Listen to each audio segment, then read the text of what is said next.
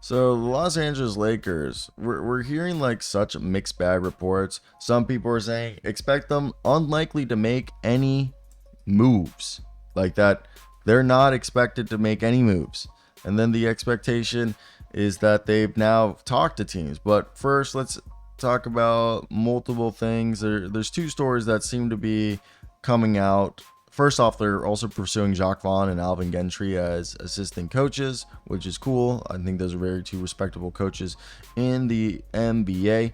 But according to Jovan Buha, supposedly they discussed the Nets, Trailblazers, and Jazz trade talks, while Adrian Wojnarowski has came out and said that it's unlikely they make any major moves this offseason. So the Los Angeles Lakers have, according to Jovan Buha, not made many roster changes this offseason, but they've made plenty of waves. Thus far, they've swapped out Spencer Dinwiddie and Taurean Prince for Dalton, Knecht, and Bronny James. All the other moves have seen players return to Los Angeles on new contracts or be having their options picked up. With LeBron James coming back in the fold for nearly $50 million, the Lakers are basically out on signing any free agents. Los Angeles is over the second apron and limited to just signing players to the minimum contracts. They also have 15 players already on fully guaranteed deals for next season. That means the path forward for improvement will be via trade. Lakers have engaged with the Nets, Blazers, and Jazz in recent days on various trades. Los Angeles has been linked to Dorian Finney-Smith and Jeremy Grant, one of the Nets and one of the Blazers, while the Jazz talks could involve moving salary or two into Utah's cap space to facilitate a trade. And yeah, while Adrian Wojnarowski wrote that the Lakers have potential, trades that they could do, but it's not expected that any major move this offseason, as they view player development, roster balance, and continuity as more important than the pursuit of a third star. Quote, I think a lot of the moves and what left are going to be minimum contracts, some moves around the edges. There's not a dramatic deal for the Lakers to do out in the marketplace, and they don't want to use their draft picks to get off contracts.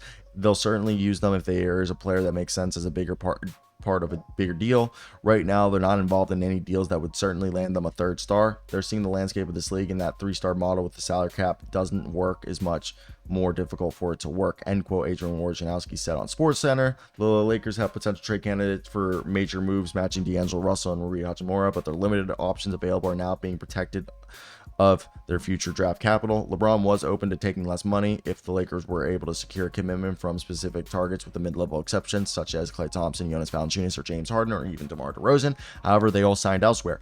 James and the Lakers have finalized a 2-year max $104 million deal with a no trade clause. So let's go ahead and go into the trade machine and talk about what a Lakers Jazz trade could look like. I think, again, if you did a Lakers Jazz trade, I think, again, it's for D'Angelo Russell. And in my opinion, you would probably try to just do Jordan Clarkson, and I think that's it.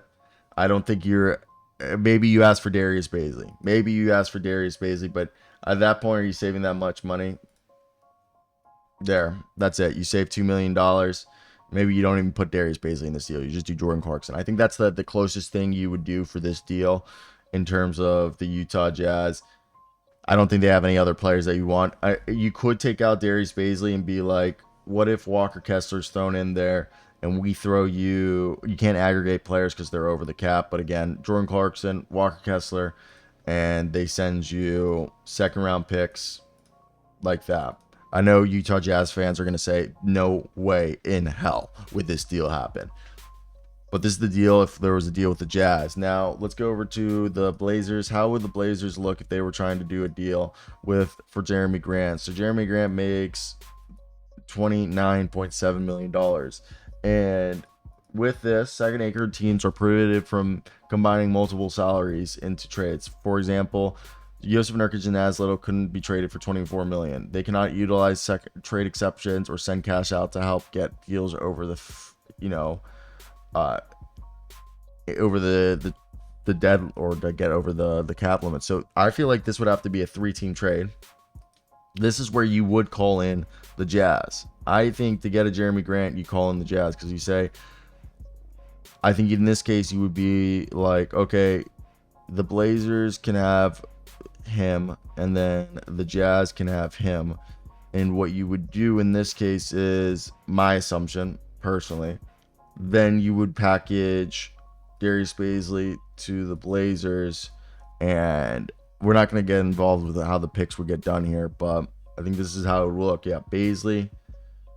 I think you could do this deal like this, and it works. So Blazers walk away with Bazley and Russell. Lakers walk away with Grant, and the Jazz walk away with Rui. The whole thing you have to understand is in this deal, or you move, Bazley to the Lakers because the Lakers are losing, 2 players. So you would say, okay, send him to the Lakers. And I just don't see any other contracts that you would have them just dump in a deal, because your assumption is, oh, they'll just dump salaries.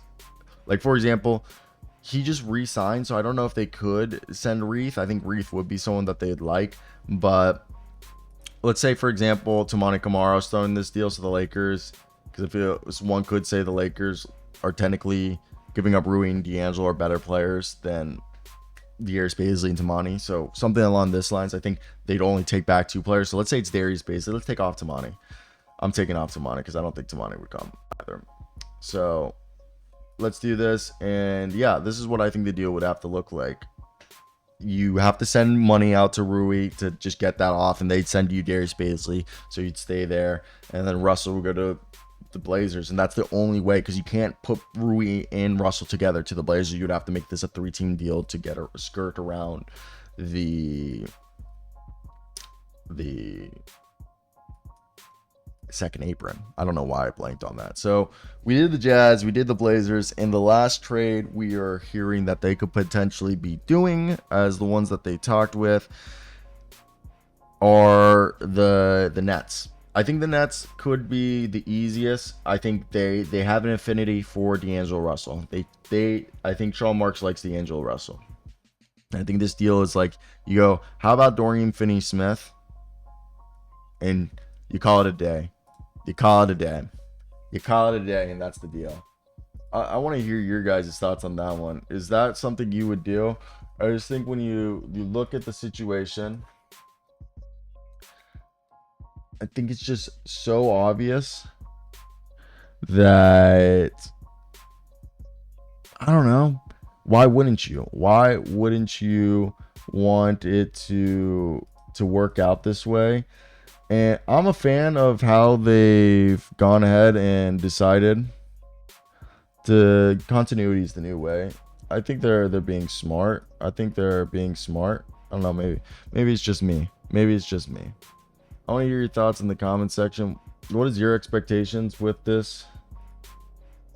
I think it's just strange in the sense that, like, all right, I get like what we're trying to do here, and I'm all for it. Okay, don't get me wrong, I'm all for it.